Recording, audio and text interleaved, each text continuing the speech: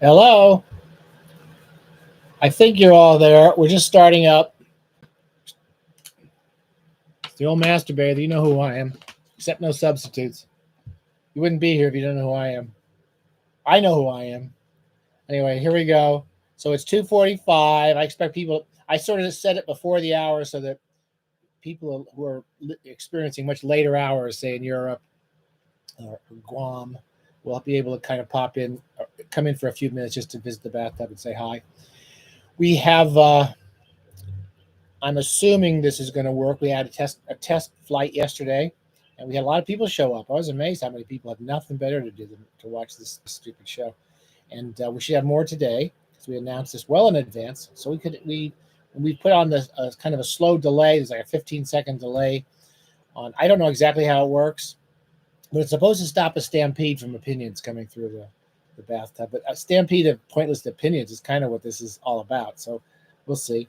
I've done while we're waiting for people to show up. I should say I don't normally do much to. I put a clean shirt on. Well, I wore this yesterday, but then I didn't wear it. I only wore it for 5 minutes, and I hung it on the rack so it was clean today. I shaved within the past few days. I brushed my teeth. There's no spinach in my teeth, and I've kept Lucky's in the bathroom because it's cool, and I don't know if she's coming in. People are showing up because we got some people kind of giving us those thumbs up deals. So cool. And I think the trick with this is a lot of people were talking yesterday. Hey guys, okay, I see y'all. For some reason, it's really hard for me to. Oh, there we go. Oh wow. Okay. Hey, Excelsior, Zane's here. We haven't seen Zane in a while. A masturbator disciple. We need disciples. And thank you for all the thanks. Monopolistically happy. That's great. And Toronto, cool. We accept Toronto. We accept Canadian bathers. They're friendly northern bathers. We like to call you guys. And it's great. So I hear a lot of you people. We sometimes hear from you on the. I try to reply, to these, all of our. All your comments and all the pages. I sometimes miss occasionally, but I try my best. Hi Nathan. Well, all these are names I recognize from our various conversations. Thank you for all the congratulations. I don't know what I should, just since we have nothing else to do here, I think I can look up the exact number of have as we speak. We're not at 5,000 yet. We're almost at 5,000. We're at 4,981.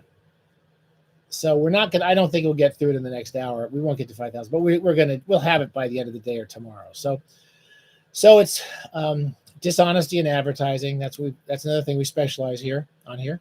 Totally dishonest. We almost, our facts are just almost correct enough not to be wrong, and just wrong enough not to be correct. Right? That's what we're shooting for.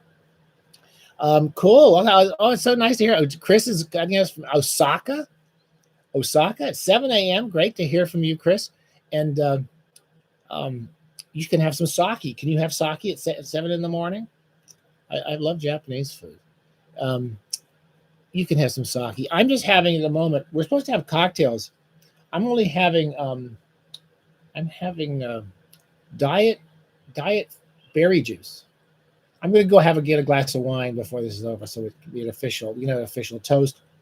But this is diet wine because I'm on the Atkins diet, so I can only eat eggs and meat and everything you're not supposed to normally eat. I eat and diet and sugar-free drinks. I've been without sugar for about a month or two, and I swear to God, it makes you kind of tired. You kind of feel kind of down a bit. If I had well, that's how we are, Chris. If you had friends, and if I had friends, we wouldn't be doing this, would we? We'd be too busy. I'd be off busy with my friends. Dingle, yeah, Edward, great. And Edward Dingle the third. There's a lot of Dingles. We got a lot of Dingles there. David, Kansas City. I don't know. Again, anyone who's not on the International Bathing Alliance. Don't forget, we got to do a plug here, don't we? Remember, don't forget, we put your name on this stupid map. And Kansas City, I don't remember, David, if we put you on that or not. We sure could use some Kansas City people in there. And there's again the only good thing. This is a cheap fake diploma I got off the internet, and the only good part of it is BK Smith's cool logo. We have no professionalism in this YouTube thing, except we have a coolest logo on the YouTube, and we all know that. Dennis, great. I know all you guys. Stanton, I know all you guys. Okay, multi squark. Thank you. I like that. I like your name. Andy, there's our most proactive bather, Andy McKinney, Northern Ireland. We all know Andy. You still have that cool hat we sent you? It cost that. That was the most money we ever spent on the bathtub, because I think we spent like $2 to mail it to Northern Ireland, and I think I got it wrong. Didn't I design it wrong or something? Anyway, Eamon from Ireland, cool. And so I'm glad you. So I had some positive effect on the world, despite what everyone else says. Bruce, my buddy, old Bruce, is down here. I don't know whether he's in his car or he's phoning, dialing this in. But George Simenon is the best. We love him. Oh, Captain, my Captain. Yes, Andy, I am your captain of the bathtub. I find started reading Tolstoy's Anna. It is a great Anna Karenina is one of those classics that's really you have to kind of read. So this is, yes, and Bruce says thank you, 5,000 from Edgar. He lives in Tarzana. I'll never forget when I was a kid. Somebody told me. I remember driving through Tarzana thinking, God, that's an interesting name. I had no idea it was actually named after Tarzan, but it was. Larry's off. He's having his third margarita and salsa verde. I'm kind of a little jealous. I'm having this sugar-free berry juice. I'm gonna go get some. More. Oh, Last and First Men. Stapleton. I have never read Olaf Stapleton, and I've often been told I should read Olaf Stapleton because anyway. So I will try to give him a try. Absurdist oxymoron. So what's interesting here is I don't know where everybody is. Sometimes when I correspond with your emails addresses, but you're in Australia. Again, I don't. If you're in Australia or if you're anywhere and you haven't got onto the stupid map of ours, again, this is not the map. I literally don't know. This is just a stupid certificate. I email you if you want one, but we put you on a Google map just to show evidence of the international reach, the scope and breadth, and the international daring of our booktubing adventure. So yes. And I want to read Olaf Stapleton. I'm reading a cool book now because I have nothing to talk about on this hour. I should, and since you guys can only write letters, you're welcome. Everyone can. I guess you can all see the chat feed. Got a great lively chat feed here. This is really cool. And Will's in Syracuse, New York. Okay, cool. Syracuse. That's where all the this cool writing workshop is there, isn't there? Don't you have George Saunders out there? And I know a lot of people who went to Syracuse. I've been to Syracuse. It's actually a cool little town. Lots of used bookstores, aren't they? Cairo. See, this is Cairo. You got to be on the international. Kansas City is just as welcome as Cairo on the International Bathing Alliance. So we really want to put you both on that map. Okay. Tobias Wolff. I know Toby. It's one of the few famous writers who I do know and who I quite like and whose work I like. So Monopolistically is reading The Grapes of Wrath. I've got lots of stories about The Grapes of Wrath to talk about if we get to them today. Wales, again, Fabulinus. I think everybody should give up their normal names, like Scott Bradfield, Bruce Ferber, Andy McKinney. We should get rid of all the normal names that we have and just go around using our email names. Okay, so like Monopolistically and Fabulinus. That's kind of a cool name. Donald Westlake, David. I'm trying to keep up with all these. I'm a big Donald Westlake fan, and somewhere in this endless parade of pointless videos, I think I did a pointless adventure about when I met Donald Westlake. I don't know if I did that or not. Anyway, I did meet Donald Westlake, and I interviewed him. It's not pure mountain water. It's been tainted by sugar-free something. I did an interview with Donald Westlake in London, in like 1991, 1992, when I worked a lot for the Independent, and they used to give me kind of cool jobs. That was one of my coolest jobs I ever got. And I went to interview him while he was writing the script for um, for a kind of cool movie called The Grifters.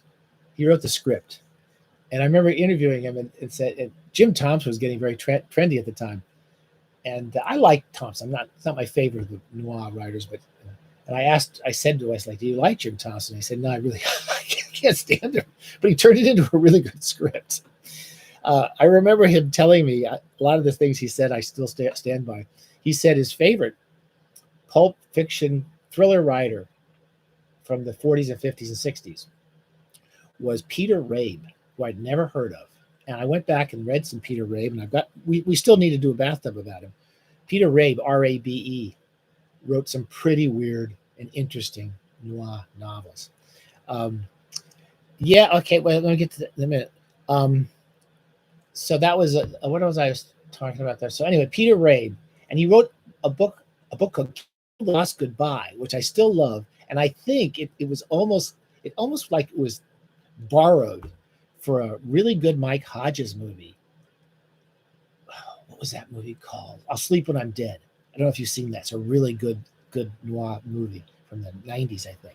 It's a lot like Kill the Boss Goodbye. I missed a few here. They're interesting. We got John Barth, Andy. Yeah, your videos. Oh, good. I'm glad, Andy. So I thought you would like some Nabokov, uh, and John Barth, and I think those early John Barth you might like. I find them a little difficult sometimes. I got some interesting Bruce. Okay, yeah, Bruce. Well, those are all great writers. Ross Thomas and Brian Evanson. So my buddy Bruce in Tarzana read Brian Evanson's Immobility. Um, since I got nothing else to do here, I guess you can hear me. As you can see, I dressed for the occasion. I'm going to bring Dodo in a minute. She's quiet, so this is the copy that Brian gave me when he came. He came stay with us, I think, before the book came out. That's the bound galley, and he signed it.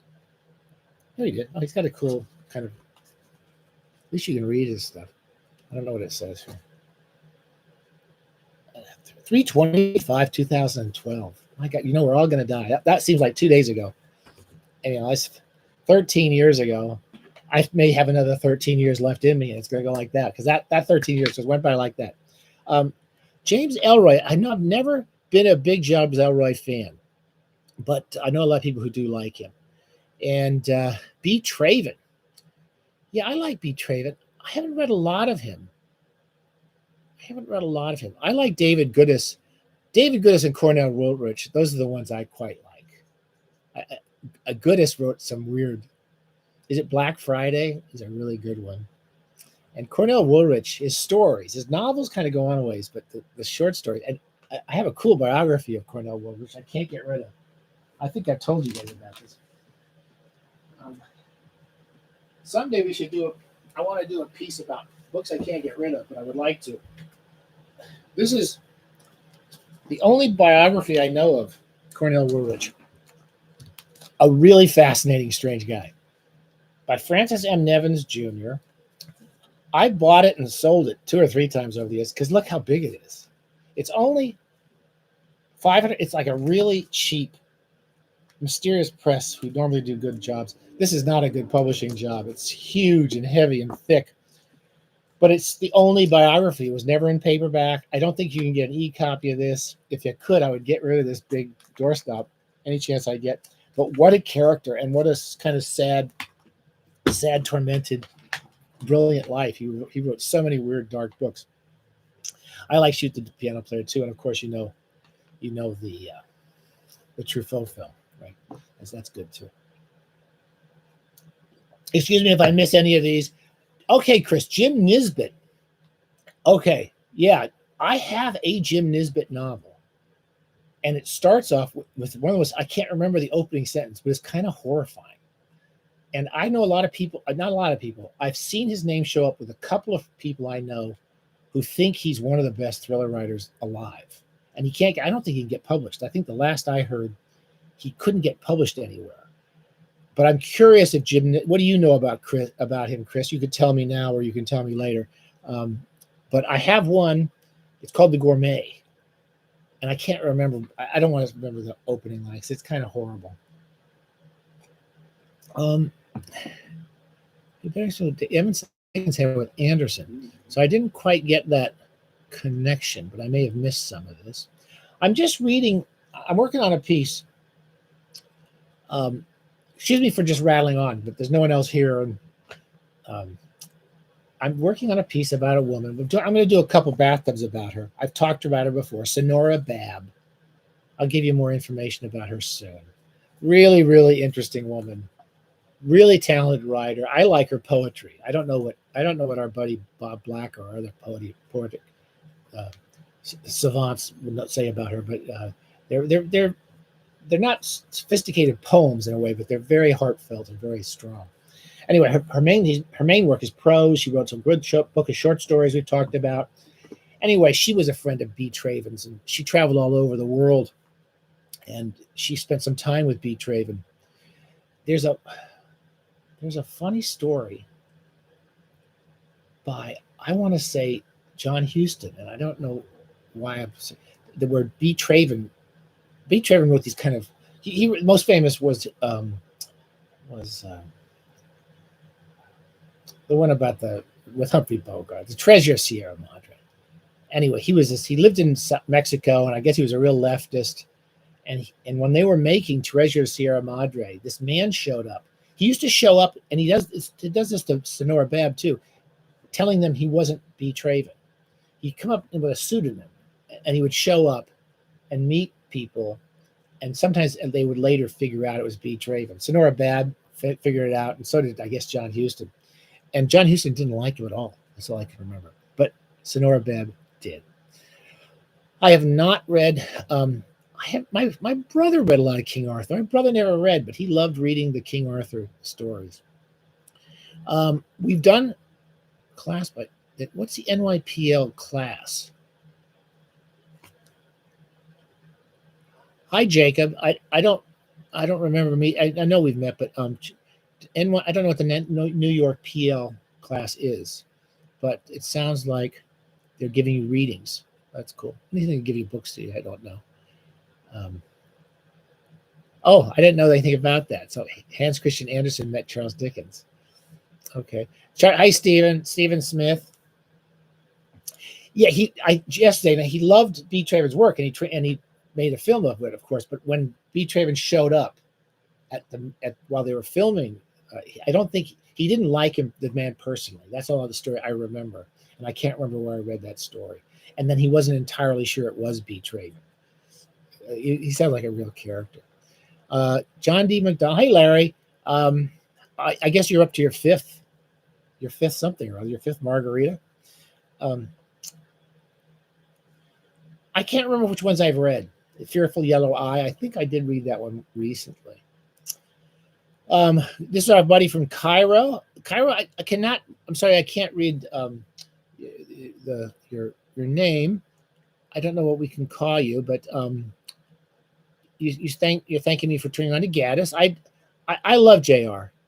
I do love JR. Is one of those books that looks like you're not going to like it, and it is a great read in the bathtub. I don't know who Joseph Tabby is, but you interviewed him. That's interesting. Give us your name so we can say hi, something to you. You're Pap. So MK, we don't know who MK is, but I don't remember meeting you. But you were related to B. Traven. Are you saying that? That's cool. That's really interesting. Again, excuse me. We're getting such a lovely series of comments. I'm not always reading them. And I think I showed you this, so I don't need to show you this again. I like Andre Dubus a lot, and I tried to get Dubus when I was at University of Connecticut. I must have been a terrible colleague, and I was an okay teacher. My students were very kind, but I was not that good a teacher. The only thing I ever really did that I was proud of is I always tried to get, when I taught creative writing, I had no idea what to teach people. I didn't know what to tell him. I did my best. But the only thing I thought I did well is I always tried to bring in writers to University of Connecticut. When I was at Kingston University in London, I was always trying to get writers to come through. We had Brian Evanson out to Kingston, for example. That's how one of the times I met him. And this is a long way of saying that André Dubus was one of the guys I tried to invite to Connecticut.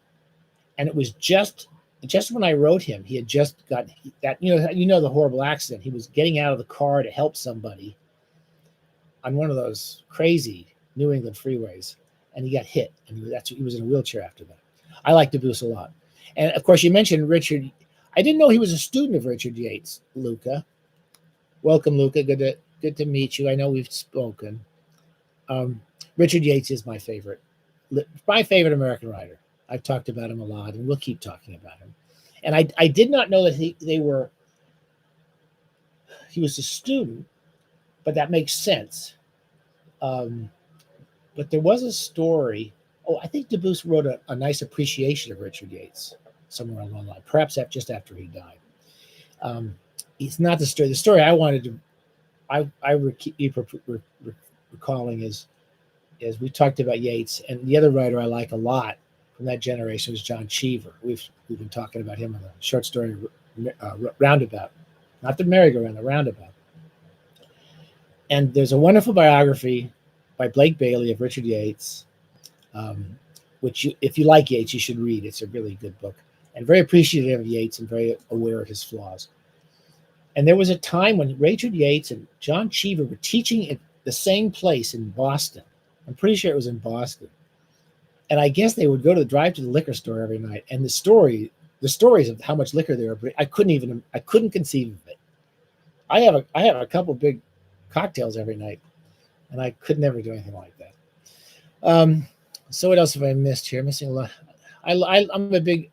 I like McGee a lot. I really like his prose. I do like John. I think John D. McDonnell is one of the unacknowledged, really strong prose writers. Oh, hey, Nathan.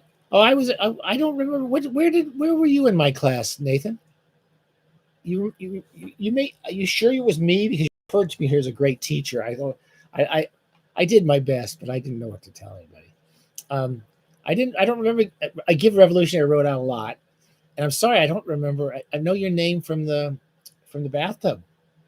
Where were you? Where was that? If you can tell me. Yes, it is, Chris. I'm glad you read that too. Who else are we getting here? Vanessa. What did I tell you were wrong? That sounds like some. Sorry, Nathan. This is Kevin.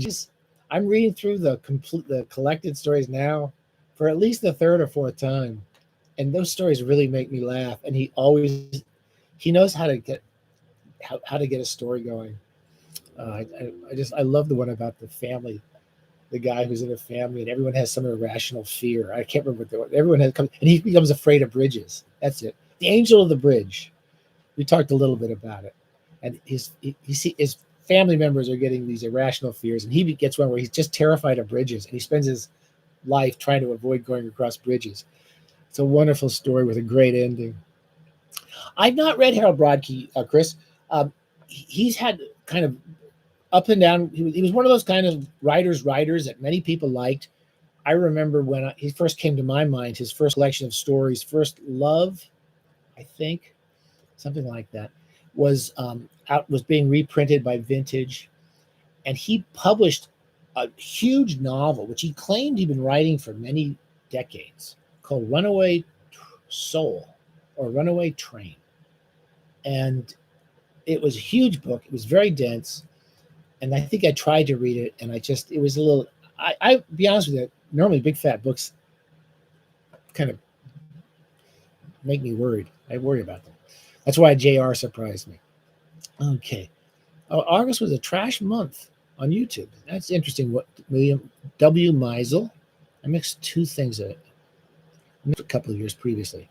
Is their favorite trash that you like? I haven't discussed on the channel before. A trash month. I don't know what W. Meisel. I don't know what you mean by trash. You mean like just kind of like trashy fiction, or I sometimes call schlock fiction, stuff that's not supposed to be good but that is good. I think A.E. Van Vogt is kind of schlock fiction. His stuff is completely a mess, but I kind of find him fascinating. E.L. Doctorow. I've never gotten into E.L. Doctorow, Andy. A lot of people did love him. And he's another guy. Oh, I know what I just read about. I just saw E.L. Doctorow's name. And one of the things, I was going to read you some of these. I just finished a piece about Mad Magazine. It's not a long piece, but it's a piece about Mad Magazine. And I guess the editor at Mad, and I forget his name just off the top of my head, used to take all the writers and artists on these junkets to, like, I don't know, Tahiti and Hawaii, and take them all on trips. And E.L. Doctorow, when he was a young man, I think he actually either wrote some things for Mad, or he was interviewing them for something. And I know what he was. He was a publisher. E.L. Doctorow started off as an editor, didn't he? And he published some of the early Mad Magazine paperbacks. And I think I know which ones they were.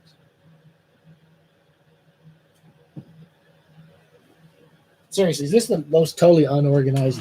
We pull out all the stops here at the bathtub to just completely do everything last minute. Here it is.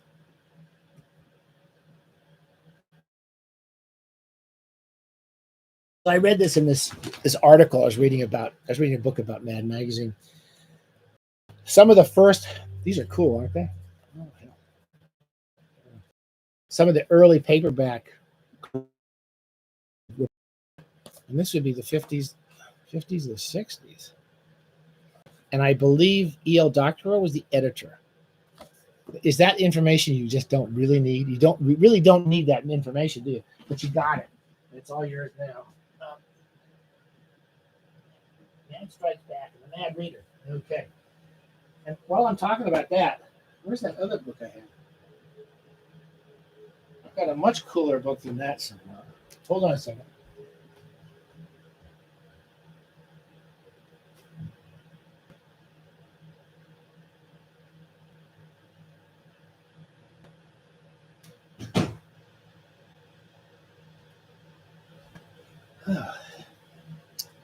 So if anybody out there wants to reread old Mad magazines, I didn't want to buy the old magazines, but I have lots of the old paperbacks. I went on to eBay, and I think we'll do a piece about this on the Bathtub soon too. And I bought these really cool. These came out in the 90s. This is called Mad About the 60s, which is probably the funniest period, I think, from Mad, with lots of those send-ups of TV shows and movies by Mark Drucker, Lou Silverstone, and Dick DeBartolo. They're some of the funniest things I ever read. Those old movie takeoffs. Anyway, that's kind of a cool one. There's three or four published like this. I think they're much nicer than those old paperbacks, which don't do the magazine justice. Okay, so I missed a whole bunch of stuff here. Lawrence Block. I had a short interview. William Gaines. He was the publisher, but the editor was the guy who took him around. It changed. I forget. His name's just not on my head at the moment.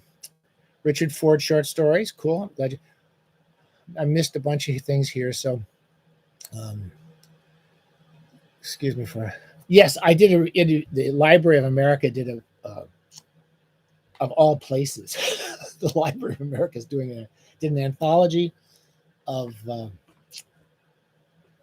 essays about Mad Magazine. We'll mention this. This is it.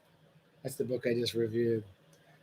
Writers and cartoonists on the magazine that warped America's brain. Anyway, we'll do that. I'll save that for the. We'll do new Bapalula. We'll do new books.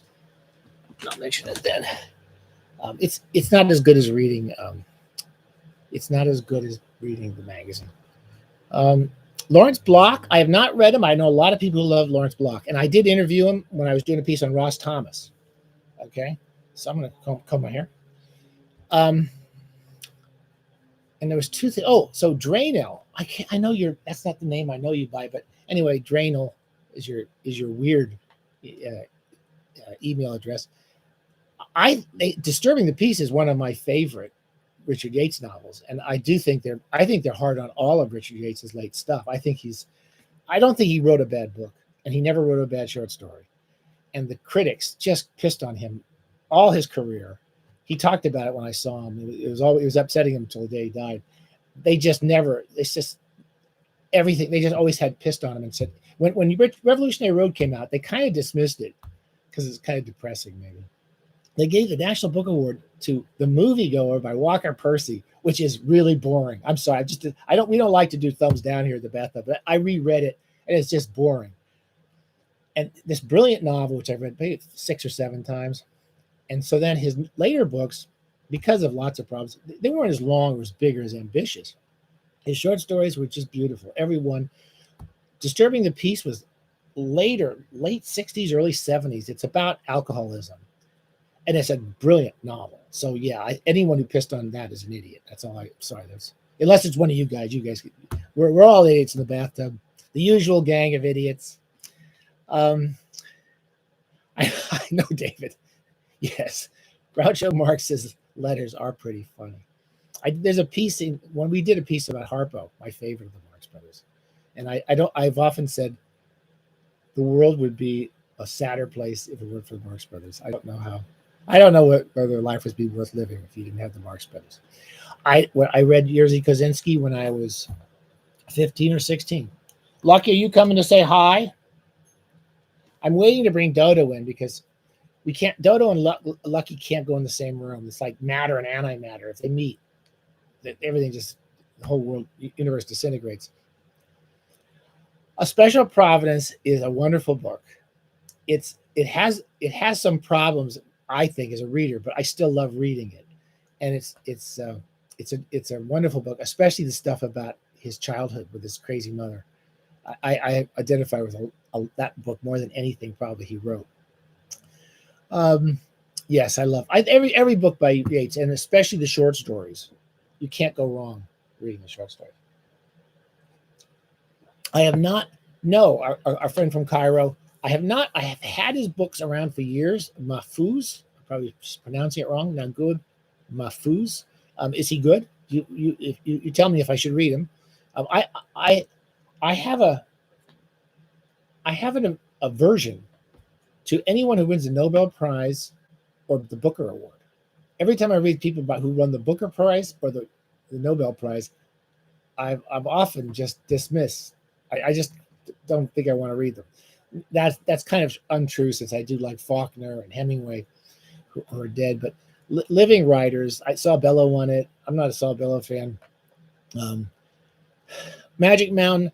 I know a lot of people who love that book, and I've never loved it. I think it may be me, but I'll try it again. Okay, Jacob. Yeah, Mahfouz's books are big. Hi, Meisel. I just keep want to say William Eisel. William Eisel. I'm not a William Burroughs fan. So yes, I would consider him overrated. And I don't know if I have much more to say than that.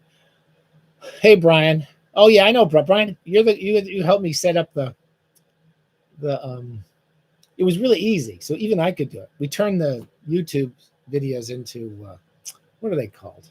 Podcasts. Basically, just feed it into some sort of program, and they turn them into audio on only podcasts, and people can listen to you while you're jogging. I don't know why anyone would want to listen to me while they're jogging, but it's kind of fun to do it, and I'll keep doing it. So thank you, Brian. I've heard great things about James Wilcox. I think I read that book 30 or 40 years ago. I can't remember now, and I don't remember if it made much of an impression on me or I didn't read it. I used to do a lot of reviewing, and I would often review several books at a time when I was younger and living in London. Okay, yeah, this is kind of fun. We just do this. You guys can tell me your opinions too of these people.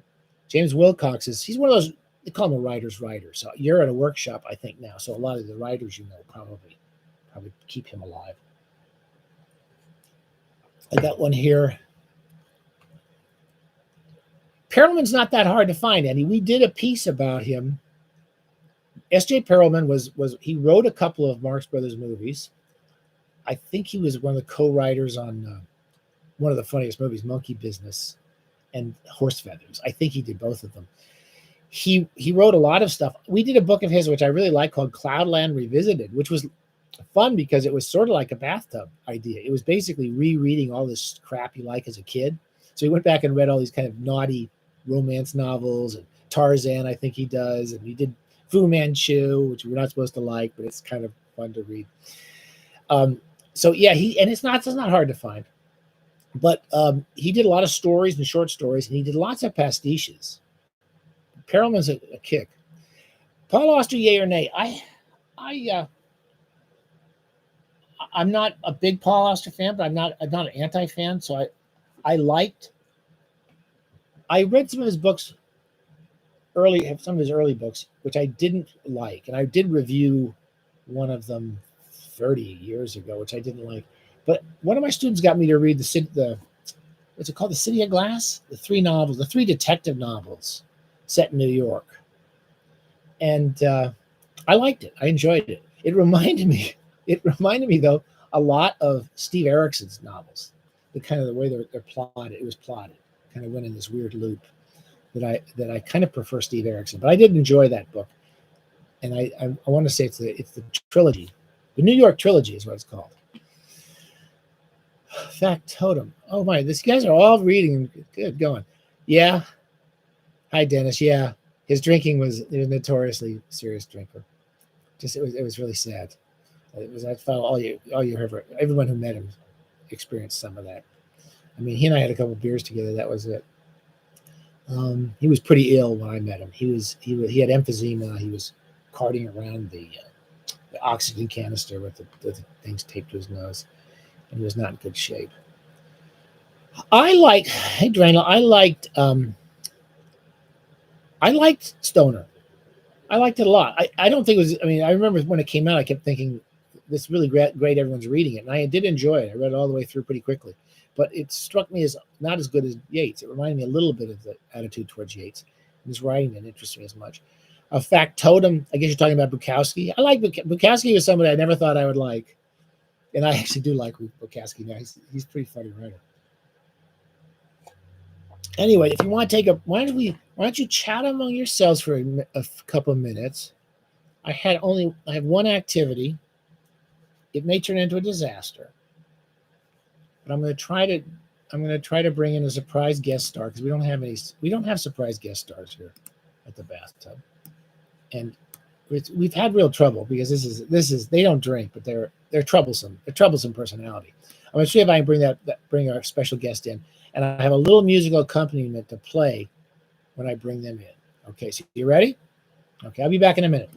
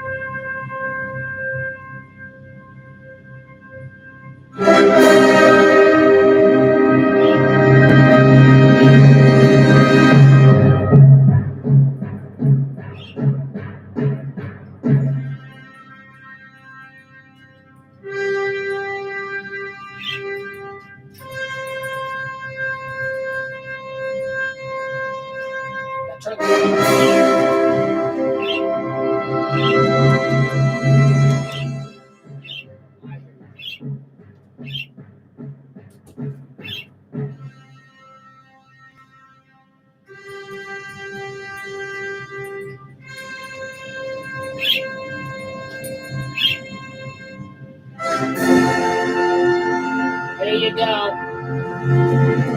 Also Sprach Zarathustra.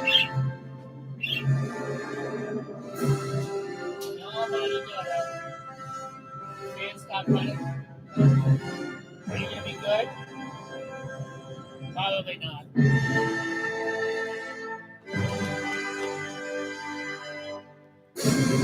I gotta turn that down. It's deafening me.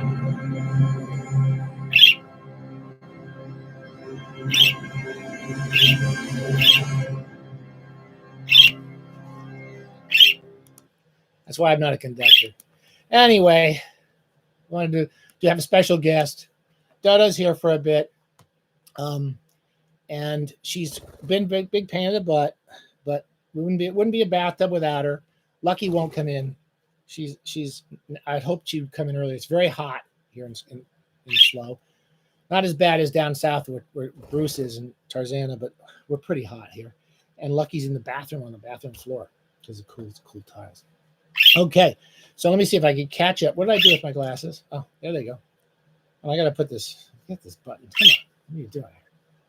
Oh my God, that's not how you get subscribers, especially my age. Not gonna get any. That's going to reduce our subscribers by substantial numbers. Okay, let's catch up with all the kind of cool things here. Stephen Smith's talking about Oakley Hall, who I have never read. Warlock, yes, Warlock was supposedly Thomas Pynchon's. Him and Richard Farina thought it was one of the greatest novels of all time. It's a Western. And I haven't read it, but I have it. I used to see Oakley a lot when I was at when I was in UC Irvine, where I did my PhD. I wasn't in the writer's workshops, but I was in the PhD program, and so I knew him through there. And I didn't know his work. There was another guy there, McDonald Harris, who was pretty interesting. He was actually a pretty good writer. No one liked him. I can remember, but that's okay with writers. See, this is why, Dodo, you're going to end up back in the cage. Somebody wants to do shots every time Dodo lands on my head. I think was it David, your idea? How are you keeping up with the shots now, David? I don't think so. Okay, Barry Hanna, we love him. Yes, well, a lot of people don't know this, but Richard Strauss wrote also Sprach Zarathustra for Dodo. He really did. They had a relationship back in the 20s, which Dodo doesn't like to talk about anymore, but I don't blame her. Yes, the Block novels. Consider he's supposed to be really one of the great ones. She's just become really bad lately. Why don't you go look? Why don't you look at your toys? Here, we have a toy for you. There, look at that. You remember this toy? We call this Dodo's boyfriend because she has developed an unhealthy obsession for that toy. All righty. I did not find it amusing. Okay, here. We're going to go back to this thing. All right. Okay. Where do you get this on YouTube? You do not get this. You don't get this anywhere, right? And it is a day. This is the day to be alive, Antonio. I agree. Look at this. From cool, Valdivia, Chile. Antonio, great. We love people from all over the world, and don't forget to write me somewhere and join the International Bathing Alliance, and we'll put your name. See, we'll put your name on a map. Okay. I Am Legend. We're big Richard Matheson fans here at the Bathtub. We love Richard Matheson and I Am Legend. And I have a small theory about Richard Matheson, which is it's impossible to make a bad movie about any of his stories or novels. Every movie, every story, every time they've redone, even the terrible Will Smith, and the Will Smith version of I Am Legend is not very good. Even that's worth watching. But I've never seen a bad movie adaptation of his stories or books. Dr. Well, yeah, Andy. I mean, Richard Ford was a student at Irvine before I was there. He came out of the writers' MFA program there, and he would have worked with Oakley Hall. Okay, I didn't know that they worked together there. They had lots of writers coming through there. I liked Hill House. I didn't see the movie. Are you saying the movie was really bad? Multi-squark? It's hard to say. Oh, Dodo. She never tires of it. That's the really, really tiresome part of it. She just never tires. Okay. Well, I'm not an expert on Proust, whatever. And I've always been told that there's a lot, there's a whole new set of translations coming out. There was always the Moncrieff translation. And then they revised, other translators revised the Moncrieff translations. And now recently, Penguin's been doing 5 or 6 different translators to do all the volumes of the series of his novels. And I can't tell you enough. I've never made it through the first novel. I'm sorry, Swan's Way. I've never made it all the way. I've enjoyed parts of it. My friend Brian Moore said he couldn't get through. He couldn't get through. Okay, this is my other thing I do with that is I duck, and that really pisses her off. Brian Moore said that he had never been able to get into Proust, but when he was older, and he was really in his late 60s, early 70s, he started reading him in French, and he loved it. And in fact, one of Brian's great late novels, The Magician's Wife, reminds me a little. There's a kind of you can see an influence in there. So that's all I have to say about it. But I'm going to keep trying here. Hey, Sam Ferguson. I know you too. I know all you guys. I know you like what's your take on early pinching? So I probably some people have been following this stupid show too long. Know that I've never really liked early pinching. I almost never read him again after trying to read. I read V. I couldn't finish it. I hated Gravity's Rainbow. Triangle of Lot 49, I had to read for class, and I read it on my own, and I hated it. I like it okay now. And when I read Vineland, it was like a totally different writer. I've talked about this in the past, and I love Vineland. And all the critics of Pynchon at the time, this was in the late 80s, all the people who loved Pynchon said that this book sucked. And I kept saying, well, this is the book. He's learned how to write. He's not writing that stupid, self-conscious nonsense. And I loved it. I've never gotten through the one after that, Mason-Dixon, but all the other novels of Pynchon, all the late novels of Pynchon, I love, and I want to keep rereading. And we started this ridiculous show. We started it as when I was reading for the first time Against the Day. And I spent the first 4 episodes reading the last 100 pages of that novel. You kind of want to read every sentence out loud. So I'm a big fan of his. I did not read Richard Matheson's Now You See It. I think that was a late novel. Yeah, well, Evelyn Waugh was a bit mentally defective himself, but he was a pretty talented writer and very funny writer. I like Philip Larkin too, Andy. He's good. Glad you're all still out here. We've got a new person, Annette, whose message was retracted. So she must have said something disgusting. I don't know. We got to find out what that was. I did not review Libra in the reviews. Don't know. We need to get her a friend. We attempted to read through. I was supposed to do an essay about Don DeLillo for the magazine I write the most for, the New Republic, and I decided I was going to read through all his work. And in the course of reading through his work, I decided I just didn't like his stuff. I found his books his sentences are beautiful, his paragraphs are beautiful, and I found his books just exhausting.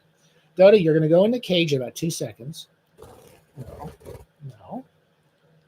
Okay, let's try this. So anyway, I did reread Libra, and a number of our fellow bathing buddies were saying how much that was their favorite book of his. And I understand that. It is one of his best books. And it's probably the character of Oswald as a kid. So she's very demanding. I may put her outside. I can't say I like Stephen Millhauser. I've read Stephen Millhauser.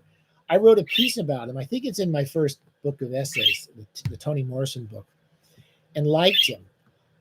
I always like his ideas, and I like the way I like some of his stuff.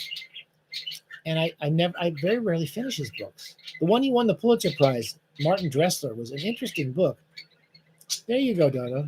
I can deal with that noise. Let's sing some love songs. That's it. So yeah, I'm mixed feelings about Millhauser. He's far from my favorite writer of that generation.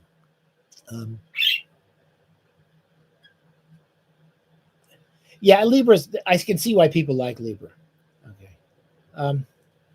What makes a great paragraph? Oh, Zane, I couldn't tell you what makes a great paragraph. It's just the I couldn't say it here. You recognize a good paragraph when you see it. It is one of the things I drove my students crazy with when I was teaching courses in fiction the thing I found the most was that my students didn't look at what a paragraph did in fiction. There's a lot of simple things that the paragraph does, and it could be a paragraph can be one word, it can be about 1,000 words. And if you look at a Pynchon 1,000 word paragraph, it's just perfect. He knows where to begin, he knows where to end it.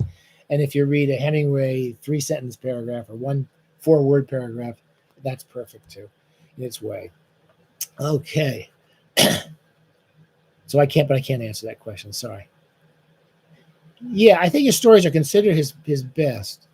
We were talking about Stephen Milhauser. Jonathan, I haven't read Jonathan Letham's short story collection. And we're going back to Fitzgerald. I think I've missed a few Fitzgerald things. I'm a big Fitzgerald fan. Richard Yates said Fitzgerald was the writer who made him become a writer. And you can sort of see the lineage there in a way. And I came to Fitzgerald late in life. I read Great Gatsby when I was a kid, and it was okay. I wasn't wild about it.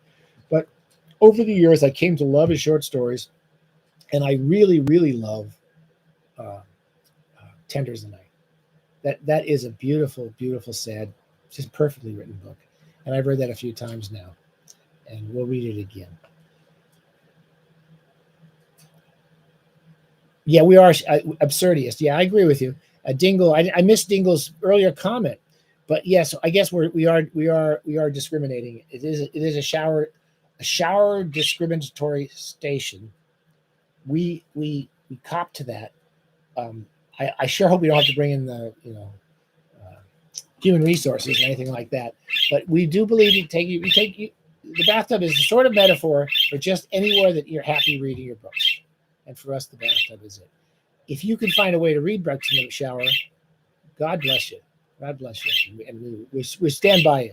We stand by you. Wherever you want to read your books. Okay? So that's the best I can do. Yeah. That's okay. You don't need to be about it. We'll accept that.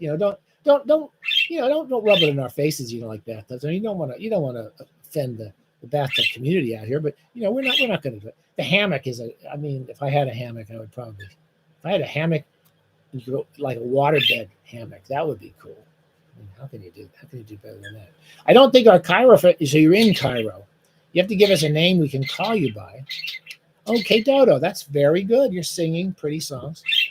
I guess everybody brought their cocktails or not. I think Larry, have you been having the cocktails for everybody? I think. I was going to go get some wine, and I've been so busy rattling on.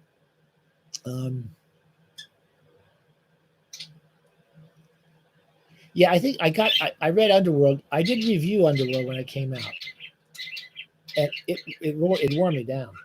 And I reread it. I think it wore me down even faster. And I just decided, I think we did a YouTube on it. I just don't want to read Underworld anymore. I'm sorry. It's just my personal thing. Hey, Larry. Len Dayton. These are all writers. I've read a little bit of Len Dayton, but not a lot. I know a lot of people who love his stuff. Usually like British spy stuff, don't we? I think I can turn now the Dodo's inside. Is your door closed? So we have an overhead fan. And I live in continuous fear that I'm going to have that fan like whipping around someday when I let Dodo out. And that's not going to make a good YouTube video, I'll tell you. You're not going to want that. Oh, thank you, Andy. I like that essay too. I wasn't trying to offend everybody with that Toni Morrison essay, but it's kind of easy to offend people, Heinrich von Kleist. No, it sounds like somebody. Heinrich von Kleist, isn't he like I don't know. He sounds like the evil villain in a James Bond movie. Isn't Heinrich von Kleist in Our Majesty's Secret Service? Isn't he the bad guy who tortures Bond at one time? John Le Carré. It's one of my. I don't know if we did a video on this. I used to use it in class. I used to use the opening paragraph of Graham Greene, the opening page of Graham Greene's Our Man in Havana. And I used the opening page of John Le Carré's The Tailor of Panama, which is clearly an homage. It's not a ripoff, it's an homage, or what do you call it, pastiche of the Green book. And just basically said, look at Green, he just does everything right, and Le Carre does everything bad. I think Le Carre is one of the worst writers I've ever read who's got a good reputation. I find him unreadable. Um, I know a lot of people like him. It's just that my personal feeling, I can't read him. And when I was doing a book, an essay about Graham Greene a while back, he was close friends with Le Carre, and he was a very good. I think he was a good reader, by the way. Graham Greene was one of the great writers who actually never stopped reading in his life.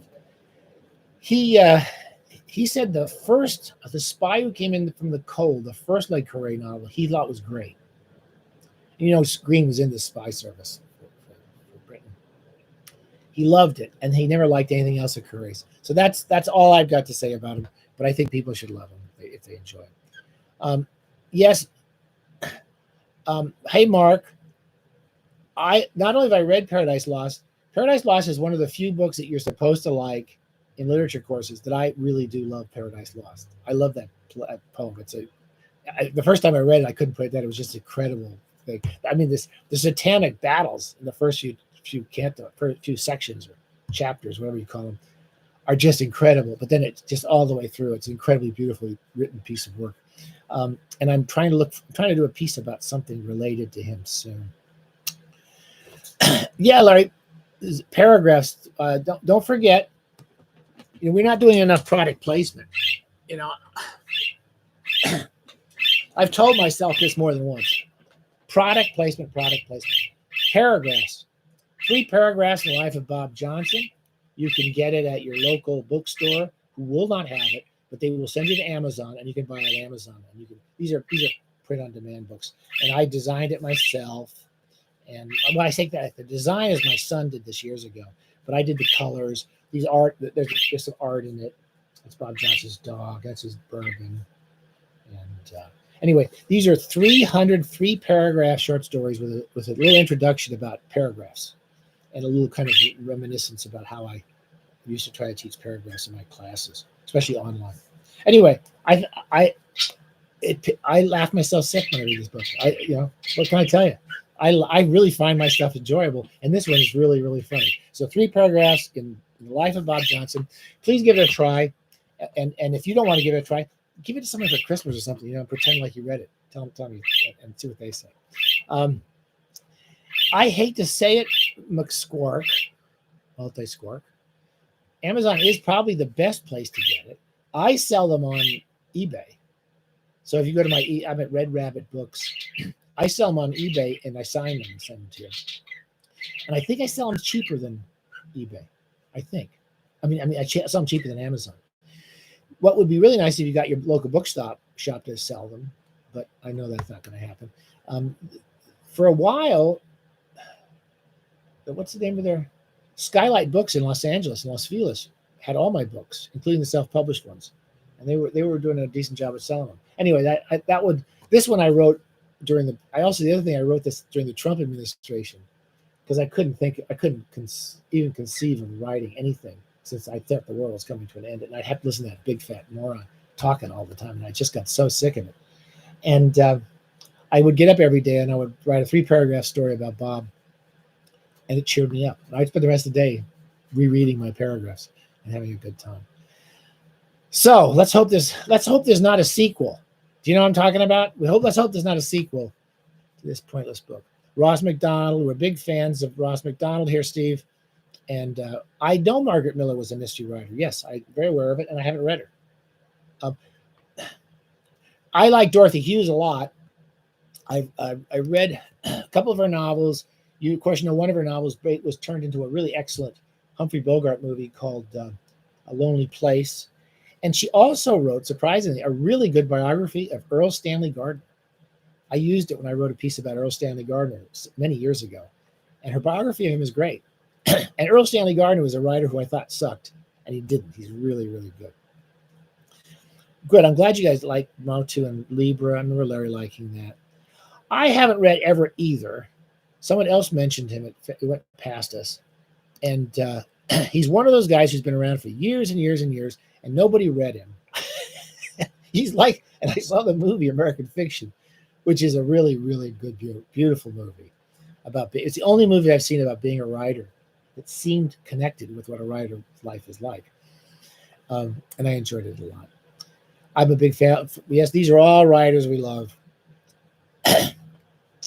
Patricia Highsmith, yes. I've never read Liz Spector. Muriel Spark, I've never read a lot of her. Um, Flannery O'Connor, I'm a big Flannery O'Connor, and we did a bathtub on Wise Blood, one of the great comic novels. Where to start with Malaman? Bernard Malaman, we haven't talked a lot about, hasn't come up in this conversation yet. He's one of those writers when I was a kid. I read lots of crap when I was a kid. I read lots of mysteries and science fiction stuff. And every time I'd find an adult novel, have a serious literary novel that kept me interested, it kind of seduced me away from all these comic books. I read lots of comic books. And Malaman was one of those writers who really just absorbed me. I remember reading The Assistant when I was 14, maybe 15. I couldn't put it down. And I read almost all of his books, including The Natural, a book about baseball. And his short stories are very good too. So I do like him. Yeah, I will try to read Larry, or Chris and Larry. I will try to do them. I liked The Quiet American, Zane. You didn't like it? I don't remember the part you're talking about, but I did like it. I even liked the movie. Anyway, I saw that with some friends in London, and they hated it, and I really liked the movie, and I liked the book The Quiet American too. But I like most of Green's novels. Yeah, Malaman was great, really good writer. So we're running a little bit out of time. I was going to try to have a drink with you, but I don't think I'm going to do it. It's very hot here. I think everyone else is getting a hotter day than we are. But if there's any last questions, yeah, we're gonna thank you, W. Meisel. Thanks for coming by. I think you're already gone. And 6,000. I don't know if we'll do the 6,000 subscribers. We try to do something. We haven't. This is the first special event since 3,000. I think we keep forgetting to do it. There is a pretty good a movie adaptation of Wise Blood. It's John Huston again. It's pretty well done. Well, thank you guys for coming here, Garrett, and just go ahead. You guys can bleed off as you're taking off. It's great. Even if you came by for a few minutes, you came by for an hour. It's been great. I really appreciate all you guys coming by and making this ridiculous show seem like it's of use to do. Yeah, you can like a lot of people like her. I had a wonderful, one of my favorite grad teachers at UCI. He introduced me to some of the great writers I talk about now, like Ross Thomas, and he loved Le Carre too. Yes, thank you, Cairo. Come on, join. Send me some sort of name and something, and I'll put you on the map. Okay. And you talked about Don Levy, Andy. I know a lot of people who like him, and we talked about The Third Policeman. It's one of the good ones. Well, thanks for everything. Yes, and well, thank you, everybody. Any last? If there's any requests for the next, we're gonna. I'll tell you a few things. So we're gonna try to do a few more talks in the next couple of weeks, and then we're gonna try to do something we haven't done at the bathtub, which is we're gonna take the whole bathtub on the road. We're gonna go on the road. We're doing a road trip bathtub. Dodo, I'm putting you in the other room. Okay. You're driving me crazy. All right. I'm not playing the same music though. All right. You're going outside. Just go in the hall for a few minutes. Just for a few minutes. So okay. You can. Oh, I have to take you out of here because the stupid fan's running. You don't want to have you like chopped up. This huge, massive bloody feathers falling all over the bathtub on a 5,000 subscriber. That would just be horrible.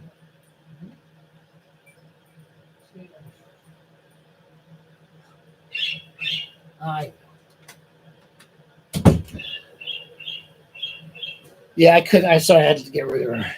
I'd have to turn the fan off, and we're kind of sweating in here. Lucky is my dog who's terrified of Dodo. She's lying at the end of the hallway, and she's lying like this. And when I push Dodo in the hallway, she's like this. Lucky looks as crazy as she is. So we're gonna do a road trip. I will give you more about that as we get along, and we may have to surprise you with the road trips. Well, yeah, we'd love to come to Osaka. I would love to come to Osaka, Chris, but I don't know. I don't think my wife would let me, let alone my dog and my dog, my parakeet, my wife. I'm telling you, they keep me busy. Dodo just wants to get. She's just a demanding little bird. She reminds me of that one of the great Richard Matheson things, The Shrinking Man. As he gets smaller and smaller, he gets more arrogant and demanding and violent. It's a brilliant idea. Okay, well, thank you, Multi-Squark. Yes, it's all about paragraphs and about a man named Bob Johnson, who's a total loser. He's completely unlike me. I mean, you can just tell. Someone's Turkish. I missed that.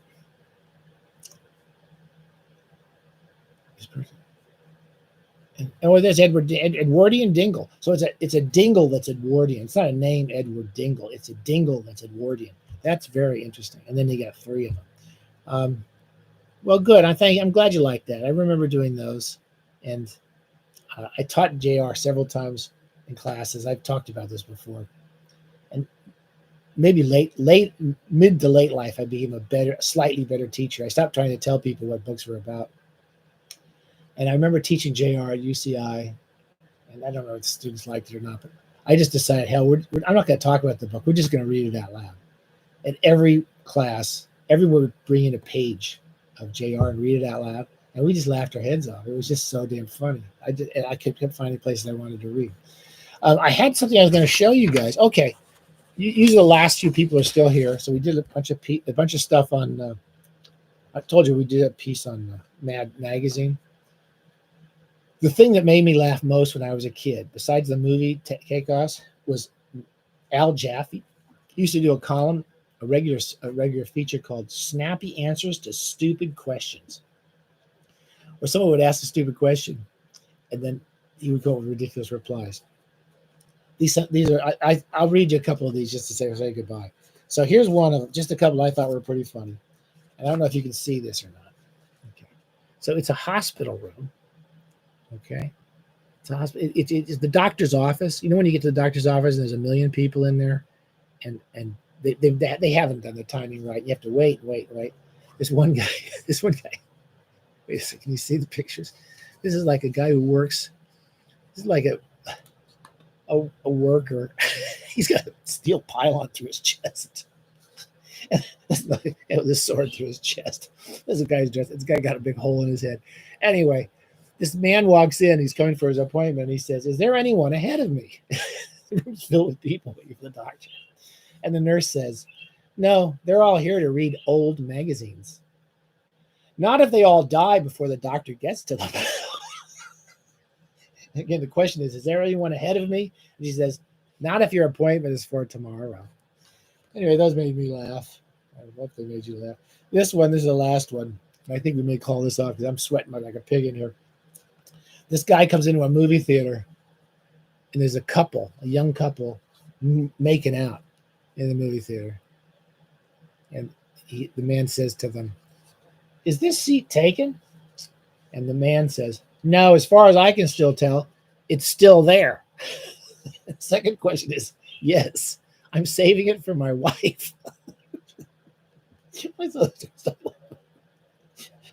Anyway, yes, I'm saving it for my wife. Okay, I'm afraid I'm going to call this off now because it's gotten very hot. I need to open all the windows, let Dodo out. But thanks so much for coming. I'll answer the last couple quick questions. I don't know who's talked about those. A Frolic of His Own and Carpenter's Gothic. I reviewed Frolic of His Own and kind of made myself say good things about it, but I didn't like it. I found it struck me as not as good. Harvey Kurtzman, yes, I think that's the guy we're talking about. He was the editor. I think there were two. One guy left early, and then there was another. Someone took over. It's in my review. I just forget it.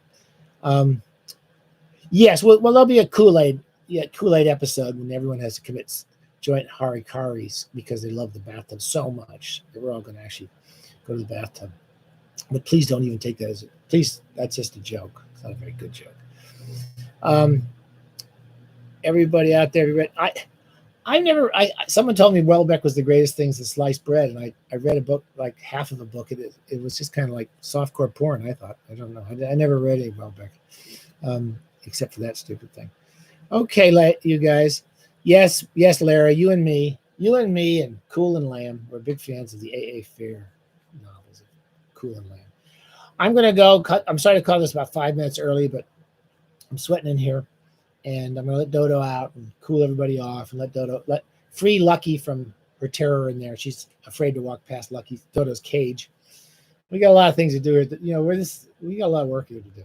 All right, we're gonna have lots. Hopefully, we'll have some good shows coming up, or at least as good as they've been. And thanks for so much for everybody showing up and being out there. It's been nice meeting and getting to know everybody. All right, take care. Bye.